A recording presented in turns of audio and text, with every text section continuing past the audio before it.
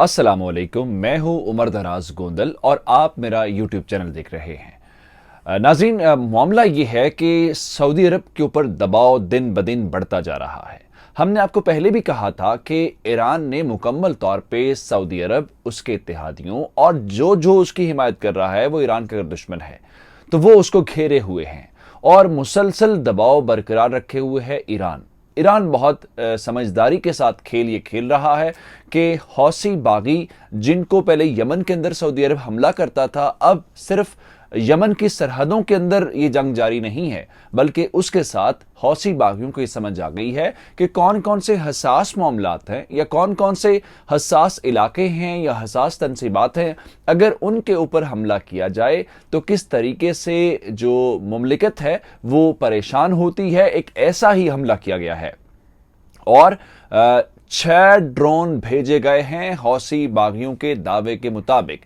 लेकिन सऊदी अरब के अंदर चूंकि मीडिया इतना आज़ाद नहीं है, कंट्रोल्ड मीडिया है और वहां पे चीज़ें जिस तरह से हुकूमत चाहती है, बादशाह चाहती है, उस तरह से ही मंजर आम पर आती हैं। कभी महदूद आती हैं और कभी गलत आती हैं और कभी डिले के साथ आती हैं। वो ये टैक्टिक्स इस्तेमाल करते हैं, इस किस्म की चीज़ें करते हैं ताकि लोगों के पास असल तस्वीर ना पहुंचे। एक ऐसा ही मामला अब उन्होंने छुपाने की कोशिश की है, लेकिन वो मामला छुप नहीं सका और वो मामला खुल के सामने आ गया है। और इस बार जो हमला किया गया है, उस हमले का आलमी मार्केट के ऊपर क्या असर पड़ने वाला है और पाकिस्तान जैसे ममालिक या वो ममालिक जिनकी तेल की जो दरामदात हैं वो सऊदी अरब के ऊपर डिपेंड करती हैं, इस सिलसिले में भी आज की वीडियो इंतहाई इंपॉर्टेंट है।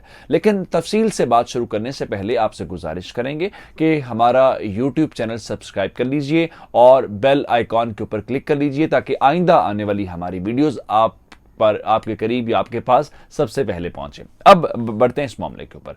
आपको याद होगा कि जो हौसी बागी हैं वो कंटिन्यूसली हमले कर रहे हैं सऊदी अरब के अंदर। उसकी वजह क्या है? उसकी वजह यह है कि वो ये चाहते हैं कि सऊदी अरब जो है वो अब आए उनके साथ बात करने के हवाले से। गो के बात हुई थी, लेकिन उस बात के बावजूद वो मामला आगे नहीं बढ़ा था। और ईरान अब एक स्टेप और आगे बढ़ के कि वो ये मानता है, जब उसने ये मान लिया कि असलहा मेरा है, इनको ट्रेन में करूं, तो इसका मतलब ये है कि आज के बाद हम ये समझेंगे कि हौसी बागियों का हमला कोई चीज नहीं है, इसको हम ईरान का हमला कहें तो जरा चीज ज्यादा समझ आती है। अब आपको पता है कि अरामको कंपनी जो है वो सऊदी अरब की कंपनी है और दुनिया की अमीर तरीन कंपनियों में, जिसके पास एप्पल से भी जायद, जो एप्पल कंपनी है अमेरिका की, उससे भी जायद असासे हैं और उसकी जो मालियत है वो ज्यादा है।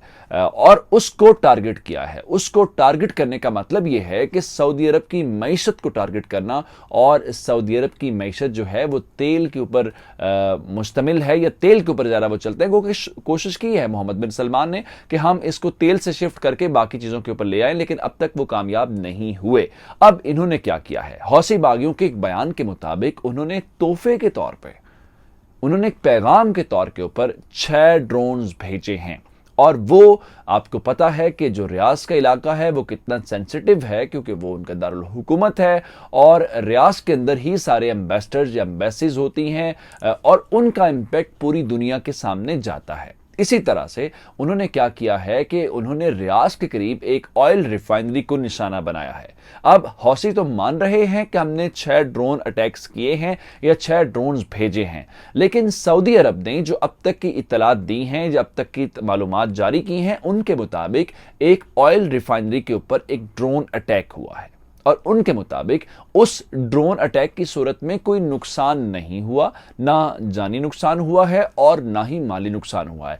एक बात तस्लीम की गई है कि ऑयल तनसीबात के ऊपर होने वाले हमलों में आज के ड्रोन हमले और जुमे के रोज, जुमे के बाद ये हमला किया गया, तो वहां पे ऑयल रिफाइनरी के अंदर आग भड़क उठी और आग भड़क उठने के अमल के बाद फौरी तौर पर मुतहरिक हुए और उस आग के ऊपर काबू पा लिया गया है।